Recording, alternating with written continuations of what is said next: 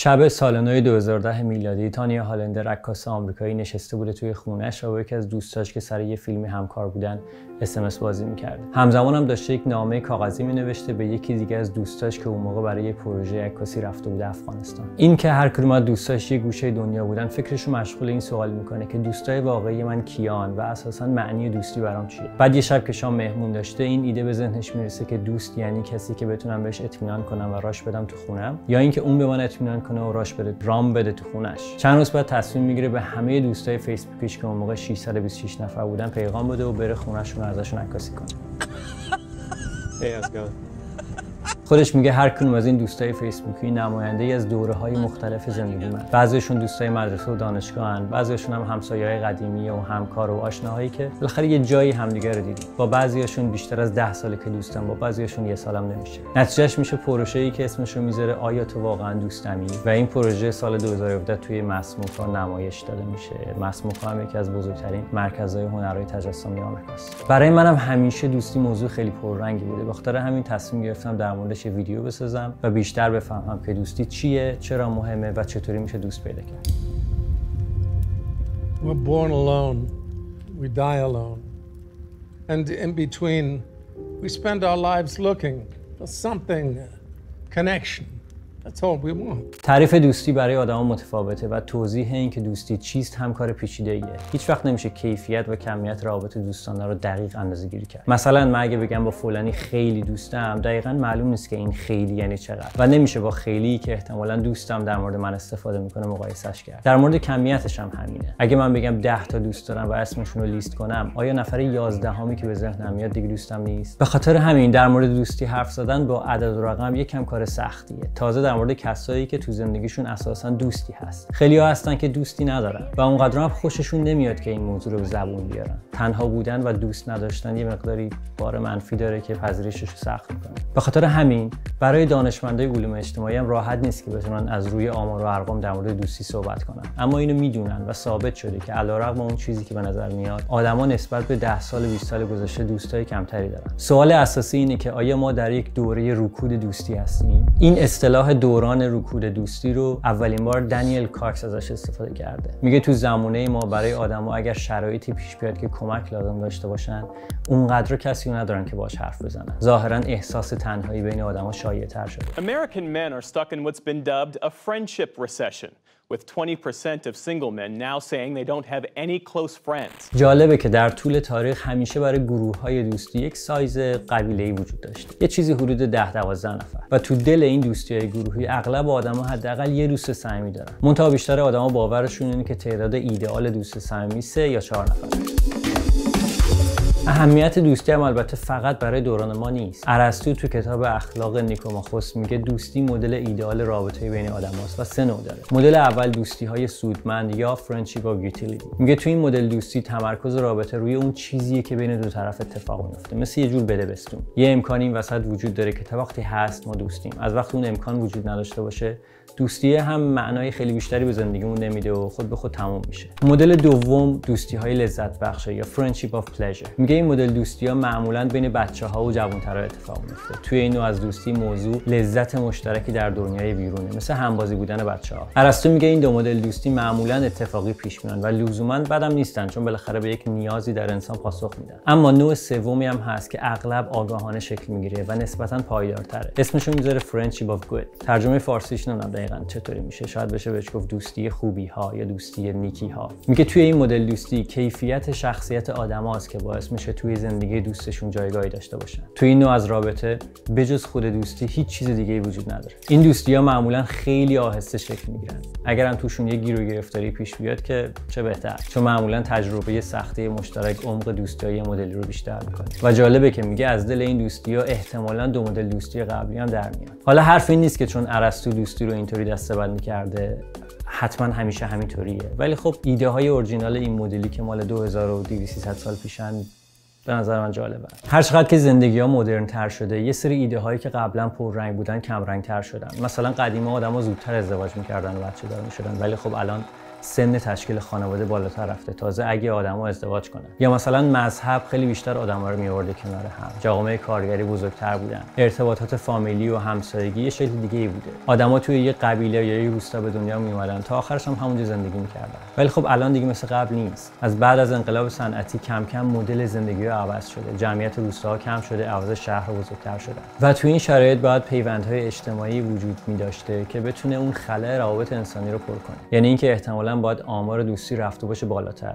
ولی واقعیت اینه که برعکسه. نظرسنجی‌ها نشون میده که تعداد دوستای آدم‌ها به مرور زمان کمتر شده. یه سری دلیل برای این رکود دوستی تو آمریکا لیست کردن که به نظر من فقط محدود به آمریکا نیست. خیلیاش در مورد دوستای خودمون هم صدق میکنه. اولش اینه که آدما جابجا میشن و میرن شهرها و کشورهای دیگه پی دانشگاه و کار و اینجور چیزا. البته این جنبه‌های مثبت کم نداره، ولی خب یکی از معایبش اینه که خیلی از حلقه‌های خانوادگی و دوستی از این فاصله تاثیر میگیره. دلیل دوم بچه. آدما بعد اینکه خانواده تشکیل میدن اولویتشون عوض میشه و طبیعتاً زمانشون محدودتره. یا حتی کار.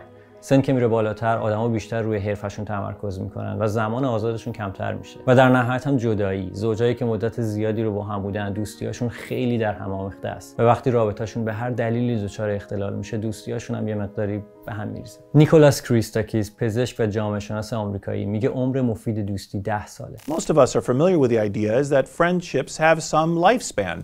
Sometimes they're lifelong friends, but on average, the typical best friend lasts for about 10 years or so. میگه همونطور که فرگشت این امکان رو به ما داده که دوستی بسازیم، این توانایی رو هم بهمون داده که دوستی‌ها رو به هم بزنیم. دوستی‌هایی که همه عمر با آدم میمونن تعدادشون کم نیست، ولی خب نیکولاس میگه اغلب دوستی‌ها بعد از 10 سال یه جورایی تموم میشن. این تموم شدن لزوما خیلی ناراحت کننده و دراماتیک نیست. همین که دوستی به صمیمیت سابق نیست و صرفاً یه سلام علیکی باقی میمونه، شاید یه جورایی پایان باشه. توضیح تکاملیش خیلی جالبه. میگه مثلا توی تیم 5 نفره اگه یه نفر کارشو درست انجام نده، یا بقیه مجبور میشن با ناراحتی بار این بابا رو به دوش بکشن، یا اینکه کلافه میشن و کیفیت کار خودشون هم میاد پایین. میگه تحقیقاتی هست که نشون میده بیشتر آدما جزو دسته دومن، یعنی حالت دفاعی میگیرن و کار خودشون هم شل میکنن. اینطوری که اگه اون نمیکنه خب چرا من بکنم؟ نتیجه این وضع واضحه دیگه، اینکه کل گروه ضرر میکنه. منتها اگه این امکان وجود داشته باشه که آدم کار نکنه بندازین بیرون، در غیابش درسته که کار بقیه بیشتر میشه، اما یه انگیزه تیمی هم میاد که باعث میشه آدما بیشتر تلاش کنن. همون ایده که درد مشترک آدما رو به هم نزدیک‌تر میکنه. نیکولاس میگه این امکان به هم زدن دوستی از جهاتی مفیده، ولی خب سیال بودن جامعه زیادش هم خوب نیست. یعنی اگه اینطوری باشه که شما دم به ساعت هم گروهی عوض کنین، خب هیچ پیوند اجتماعی هم شکل نمیگیره و در نهایت اینم یه جور ضرره. امکان جدایی از دوستان اون چیزیه که خیلی وقتا نقطه قوت دوستیه. You know what the best part of my day is? For about 10 seconds from when I pull up to the curb and when I get to your door.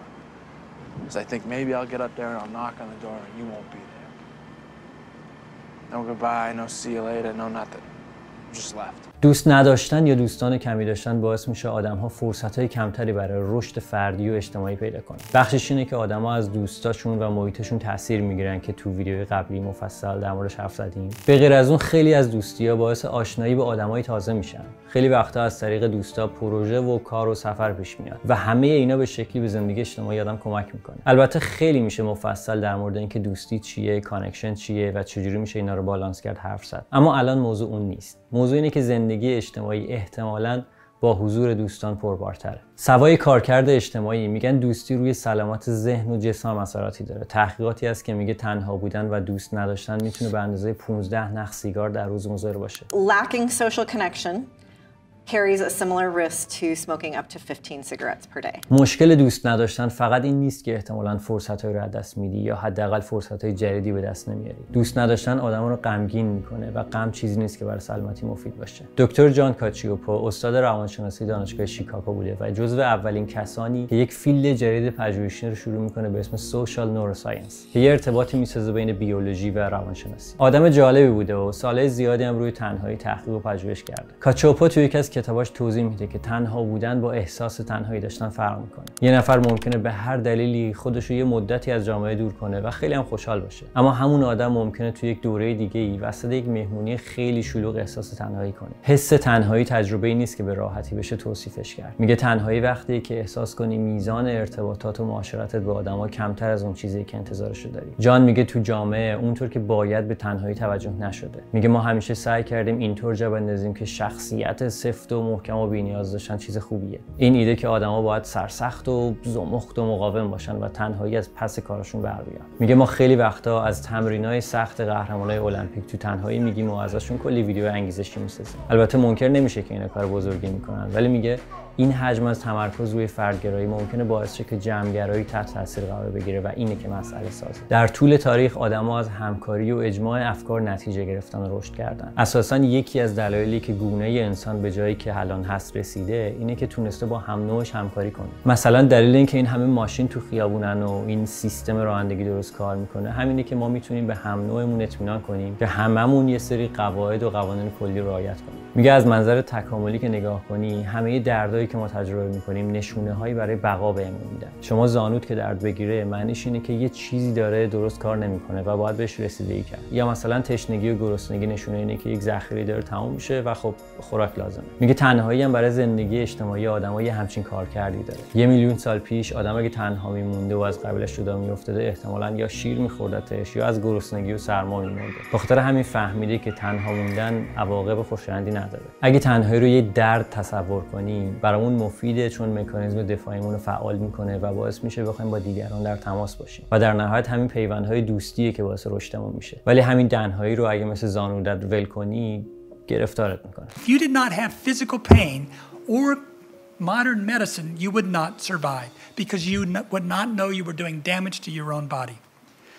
Social pain, loneliness, helps us as a species because it maintains these powerful, important collectives, groups that are good for us in enabling us to survive and prosper in difficult circumstances. چند سال پیش توی نظرسنجی از آمریکایی‌ها در مورد تعداد دوستای صمیمیشون پرسیدن. بعد نتیجه‌شو با یه نظرسنجی مشابه که 30 سال قبل انجام شده مقایسه کردن. تو سال 2021 تعداد آدمایی که اعلام کردن هیچ دوست صمیمی ندارن نسبت به سال 90 میلادی 4 برابر شده. یا مثلا آدمایی که اون موقع گفتن بیشتر از 10 دوست صمیمی دارن 33% بوده. ولی همین عدد سال 2021 شده 13%. ریچارد ریوز نویسنده انگلیسی آمریکایی میگه نسخه ناخوشایند این تغییرات اجتماعی میشه دنیایی که آدما توش خسته و ناراحت و غمگینن. بخاطر همین میگه باید خیلی بیشتر در مورد دوستی حرف بزنیم. دوستی بخش مهمی از تجربه انسان بودنه. همه مدلمون میخواد دوست داشته باشیم. سیم کشیمون اینطوری طراحی شده که موجودات اجتماعی باشیم. تو هر سنی دوستی یکی از نیازهای اولیه آدماست. منتها گاهی وقتا رسیدگی به این نیاز کمی پیچیده و غیر ممکن میشه. مخصوصا تو شرایطی که به هر دلیلی از همدیگه جدا بیفتیم و اساسا امکان با هم بودن وجود نداشته باشه. ریچارد میگه دوستی مثل گل نیست که به وقتش خود به خود بشکفه. میگه دوستی بیشتر مثل نجاری میمونه که باید مدام یه چیزی رو انقدر بتراشی تا به نتیجه برسه و ثمری بده که بشه از دیدنش کیف کرد. میگه یه قدم خیلی مهم در پیدا کردن دوست اینه که به زبون بیاریم که میخوایم دوستی بسازیم. میگه اعتراف کردن به این موضوع شهامت میخواد چون از دل نیاز میاد و آدما معمولا خیلی راحت نیستن که در مورد نیازاشون با بقیه حرف بزنن. هرچی سن بالاتر میره دوست کافی نداشتن با یه احساس خجالتی همراه میشه که پذیرشش رو سخت میکنه و خیلی وقتا بیان این حقیقت که نیاز داریم دوستی کنارمون باشه یکی از سخت‌ترین جمله‌هایی که آدم میتونه به زبون بیاره. چند سال پیش بوستون گلوب یه مقاله‌ای منتشر کرد که میگفت بزرگترین خطری که سلامت مردان میان سال رو تهدید میکنه چاقی و سیگار نیست، تنهاییه. چند سال بعد تو وبلاگ خواهر شکسپیر یه یادداشتی خوندم که به این مقاله مرتبط بود و خیلی تو ذهنم بود. پاراگراف آخرش خیلی جالب بود، پرینت کردم که اینجا از رو بخونم و البته لینک یادداشت کامل و مقاله انگلیسی رو توی توضیحات این ویدیو میذارم که اگه دوست داشتین بیشتر مطالعه کنید. این روانشناس یعنی آقای جان کاتشیوپو که قبلتر تو ویدیو در موردش حرف زدیم. این روانشناس برای افرادی که درگیر حس عمیق تنهایی چند توصیه دارد. یک کار داوطلبانه در یک گروه خیریه یا کمک رسانی را شروع کنید. این واقعیت را بپذیرید که برقراری روابط اجتماعی معنادار سخت است و زمانبر. یک راه خیلی مؤثر این است که مدام درباره خودتان حرف نزنید. از آدم‌ها درباره آنها و زندگی و علایق و کارها و نگرانی‌هایشان بپرسید و بگذارید درباره این چیزها حرف بزنند. این یکی از بهترین راهکارهایی است که از دلش دوستی بیرون میاد. و همیشه دنبال آدم‌هایی باشید که با آنها اشتراکات و سلیقه مشابه دارید. همیشه خوب است با این افراد یک قراری بگذارید و گپی بزنید. خیلی وقتا از دل حتی یک علاقه مشترک دوستی جوانه میزند. اشتراکات مهم است. همان یک نقطه مشترک را بچسبید و رها نکنید. تموم شد. خیلی ممنون. مرسی که وقت گذاشتین ویدیو رو دیدین. امیدوارم دوستیاتون پایدار باشه و مداوم باشه و جزو اون دسته از دوستایی نباشه که عمر مفیدشون 10 ساله. دمتون گرم.